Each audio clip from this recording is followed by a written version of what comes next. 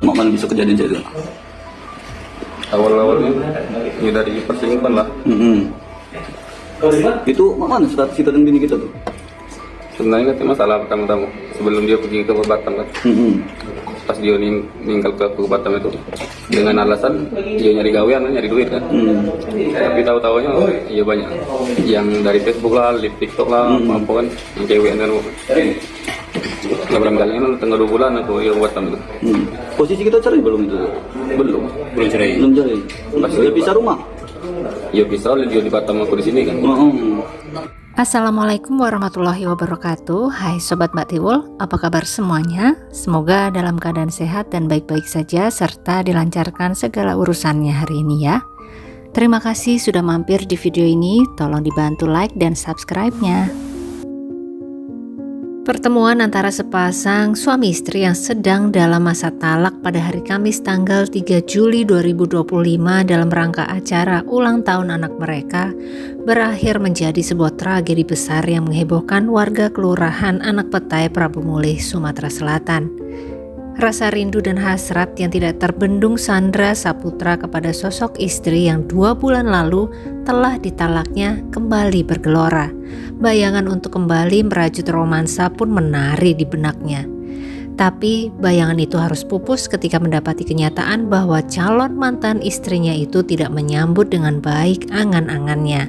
Emosi sang pria memuncak hingga kemudian terjadilah tragedi tersebut. Tragedi yang akhirnya tidak hanya memakan 1 korban, tapi 2 orang korban. Apa yang sesungguhnya terjadi pada peristiwa di tanggal 3 Juli 2025 di Prabu Mulih tersebut? Mengapa pertemuan yang seharusnya bisa memperbaiki semuanya malah berakhir menjadi perpisahan untuk selamanya? Sobat Mbak Tiwul semua, kita ikuti sebuah kisah kasus dari Prabu Mulih, Sumatera Selatan ini sampai akhir ya.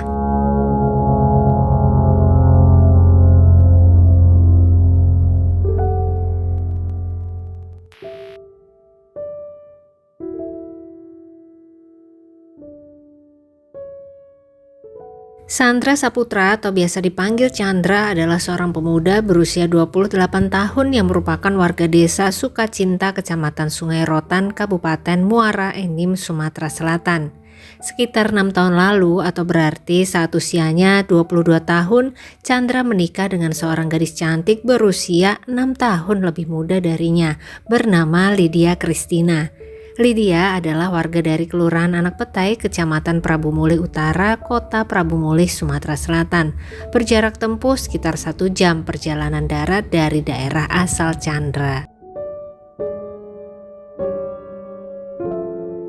Dari pernikahan tersebut, mereka dikaruniai seorang anak laki-laki yang sangat lucu dan cerdas yang di tahun 2025 ini usianya 5 tahun. Di luar bayangan mereka berdua akan pernikahan yang sempurna dan bahagia, ternyata yang mereka jalani adalah sebuah pernikahan yang penuh dengan kerikil-kerikil tajam hingga sering menimbulkan percekcokan di antara mereka berdua. Tidak ada informasi pasti mengenai apa sebenarnya pokok permasalahan di antara mereka. Tapi yang jelas, percekcokan dan rasa ketidakcocokan semakin besar di antara mereka sampai akhirnya Chandra pun dengan tegas mengeluarkan kalimat talak kepada Lydia tepatnya sekitar bulan April atau Mei 2025 ini. Dan semenjak talak tersebut, Lydia serta Chandra pun pisah rumah. Lydia kembali ke rumah orang tuanya di Jalan Anggrek, Kelurahan Anak Petai, serta mengambil sebuah langkah move on yang cukup besar saat itu, yaitu dia memutuskan untuk mengambil pekerjaan di Pulau Batam sebagai sales produk elektronik. Mantap sekali, ayo kita ini ya. Sementara Lydia mulai nyaman dalam menjalani pekerjaan barunya di tempat yang baru dan cukup jauh itu, Chandra ternyata mulai galau dengan keputusan talaknya 2 bulan lalu. Maka pria tersebut mulai mencoba menghubungi Lydia kembali. Namun ternyata tidak semudah itu Ferguso.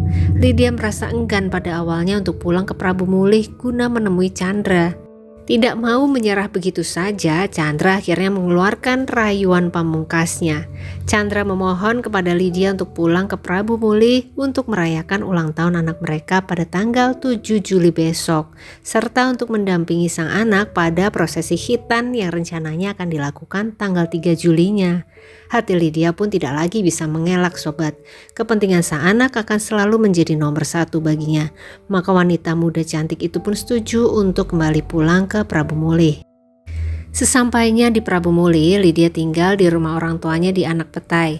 Di rumah tersebut tinggal pula adiknya yang masih berusia 14 tahun yang sangat dia sayangi. Dan pada hari Rabu tanggal 2 Juli 2025, setelah beristirahat sejenak, Lydia pun bersiap-siap untuk pergi ke Taman Prabu Jaya.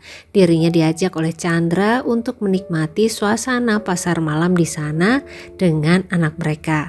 Lagi-lagi alasan dari Chandra adalah untuk menyenangkan anak laki-laki mereka sebelum besok di Hitan. Dan demi sang anak, Lydia pun bersedia bertemu kembali dengan Chandra, sang calon mantan suami. Malam itu mereka bertiga, Chandra, Lydia dan anak, menikmati suasana pasar malam yang sangat meriah sobat. Dan diantara hiruk pikuk keramaian pasar malam kala itu, hati Chandra sepertinya kembali tergugah untuk berhubungan lagi dengan Lydia.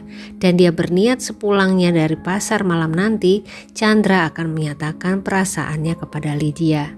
Malam pun semakin larut, saatnya mereka bertiga untuk pulang. Lydia dan Chandra menaiki sepeda motor mereka masing-masing. Tidak diperoleh informasi ya sang anak membonceng siapa. Tapi waktu itu tujuan dari Lydia dan Chandra adalah sama, yaitu pulang ke rumah orang tua Lydia. Setelah semua orang tampak sudah tidur di malam itu, Lydia mulai berusaha untuk bisa bersantai dengan bermain handphone. Dan sang waktu saat itu sudah menunjukkan pukul 1 dini hari. Jadi sudah masuk tanggal 3-nya ya sobat. Suasana rumah juga sudah sepi. Tapi ada satu hal yang masih cukup mengganggu Lydia, yaitu sosok Chandra yang ternyata juga masih ada di dalam rumah tersebut dan masih terjaga, belum tidur. Agak-agak membingungkan bagi Lydia karena secara agama mereka sudah berpisah, sudah bukan lagi suami istri. Hanya tinggal menunggu proses resmi secara negara saja. Tapi bagi Chandra, mereka itu masih resmi suami istri karena belum berpisah di hadapan hukum negara. Maka Chandra pun mulai mendekati Lydia, mulai merayunya, menyampaikan keinginannya untuk kembali. Bahkan lebih jauh lagi, Chandra mulai berani untuk memeluk Lydia dan memintanya untuk melayani sobat. 2 bulan adalah waktu yang terlalu lama bagi Chandra untuk memendam rasa rindu. Dan melihat gelagat Chandra seperti itu, Lydia pun merasa risih. Dia berusaha menjauh. Chandra terus mengikuti kemana Lydia bergerak. Lydia pun akhirnya tampak menghubungi seseorang melalui video call. Dan dia adalah seorang pria yang Chandra tidak kenal. Rasa cemburu perlahan menyelimuti hati Chandra. Dirinya terus mengganggu Lydia yang sedang video call dengan seorang pria. Sampai akhirnya Lydia tidak tahan lagi dengan kelakuan Chandra. Dia berkata bahwa dia akan mengungsi saja ke rumah neneknya yang ada di kawasan Prabu Muli Barat. Mengetahui rencana tersebut, Chandra merasa emosi sobat. Dia tersinggung karena penolakan dari Lydia dan sekarang malah mau ditinggal pergi pula. Seketika itulah sebuah pikiran yang sangat jahat terlintas di benak Chandra. Dirinya pun pergi ke arah dapur, sementara Lydia terdengar sedang membangunkan adiknya untuk minta diantar ke rumah nenek. Chandra yang telah sampai di dapur mengambil parang di belakang pintu dapur. Parang milik mertuanya yang biasa digunakan untuk panen sawit. Dia bawa parang tersebut berjalan ke arah Lydia yang sedang bersiap mengungsi. Sebelum Lydia sempat menyadari bahaya yang ada di dekatnya, dengan gerakan secepat kilat tangan Chandra yang memegang parang diayunkannya ke arah pipi Lydia. Cairan merah seketika mengalir sobat. Lydia berteriak kesakitan dan sangat terkejut. Kemudian sebuah serangan lagi melayang ke arah lehernya. Sangat dalam. Lydia tidak lagi sadarkan diri. Tapi teriakannya tadi cukup keras untuk membuat adiknya terbangun dari tempat tidurnya dan sempat berusaha melindungi sang kakak. Tapi Chandra malah balik menyerang anak remaja itu. Saat sang adik mencoba menangkis serangan itu, Sajam di tangan Chandra dengan sangat cepat mengenai tangan kirinya sampai hampir terpisah sobat. Sang adik pun juga terjatuh. Masih saja Chandra ayunkan lagi sajam ke arah leher adik iparnya itu. Tapi syukur alhamdulillah posisi sang adik saat itu cukup jauh dari Chandra sehingga sajam hanya sedikit mengenai lehernya. Sang adik selamat. Menyadari bahwa aksinya menimbulkan kegaduhan di dini hari itu, Chandra pun segera berlari keluar rumah, mengambil sepeda motornya, kemudian pergi kabur menjauh dari rumah sang mertua. Para kerabat yang kemudian menyadari bahwa Lydia dan adiknya menjadi korban dari serangan seseorang pada dini hari itu segera berusaha menyelamatkan mereka berdua dengan membawa mereka ke rumah sakit Pertamina Prabu Mulih. Sementara itu Chandra yang dalam perjalanan kaburnya sempat terjatuh dari motor hingga kakinya beset-beset telah sampai di rumah Pak Meran, pamannya yang ada di kawasan Kelurahan Muara Sungai, Kecamatan Cambai, Kota Prabu Mulih. Dan kepada sang paman, Chandra menceritakan apa yang telah dia lakukannya kepada Lydia dan adiknya. Sang paman kemudian dengan sangat bijak mengajak keponakannya itu untuk menyerahkan diri saja kepada pihak berwajib. Maka saat subuh tiba sekitar pukul 4:30 di tanggal 3 itu juga, Chandra ditemani oleh sang paman mendatangi kantor Polsek Cambai yang kemudian diserahkan ke Polres Prabu Mulih. Berjarak sekitar kurang lebih 1 jam dari penyerahan diri Chandra tersebut, tersiar kabar duka dari Rumah Sakit Pertamina. Kurang lebih pada pukul 6 pagi, nyawa Lydia Christina tidak lagi bisa diselamatkan sobat. Wanita cantik itu menghembuskan nafas terakhirnya di rumah sakit akibat dalamnya serangan sajam dari si calon mantan suaminya sendiri. Sedangkan sang adik, alhamdulillah kondisi remaja usia 14 tahun yang sangat pemberani itu berangsur membaik meski harus mendapatkan perawatan intensif di bagian tangannya yang harus disambung kembali.